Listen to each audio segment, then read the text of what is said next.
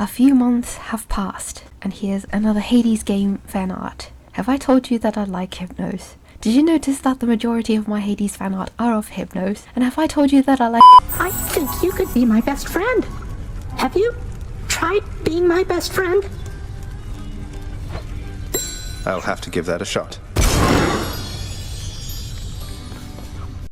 Welcome to the bi-daily stream. Oh, hello.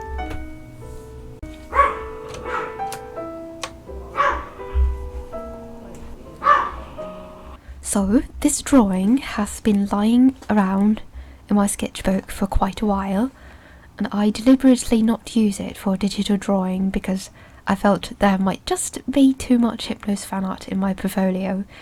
It doesn't look very good if everything's the same. But then I see many other artists, especially those who are very invested in certain stories or fandoms, they just keep drawing certain characters, hello, for the sake of enjoyment. And that means I can do the same as well. So here's another one in case you're not sick of it yet. Speaking of, when I was browsing other Hades fan art, many of them are depictions of the scenarios of the game. You know, it's true that Supergiant uses a visual novel style to present dialogues in their games, and Hades is famous for its abundance of dialogues amounting to, 300,000 words. So people have different interpretations of how scenarios basically turns out, more than just character portraits you see next to the dialogue. For example, I've seen different versions of Achilles and Patroclus reunion. I think there are other depictions and different fan arts of that, and I think it's very cool. And this is my depiction of the scene you've seen in the intro. And where I am, it is actually 12 o'clock at midnight, so I have to leave this to the next day. I need to sleep.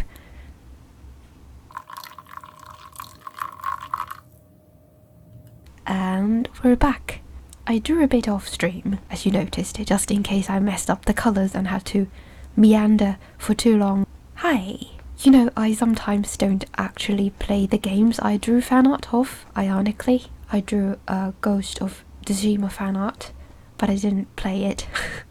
I just watched PewDiePie. Back when I drew a series of Demon Slayer fan art, I didn't actually watch Demon Slayer.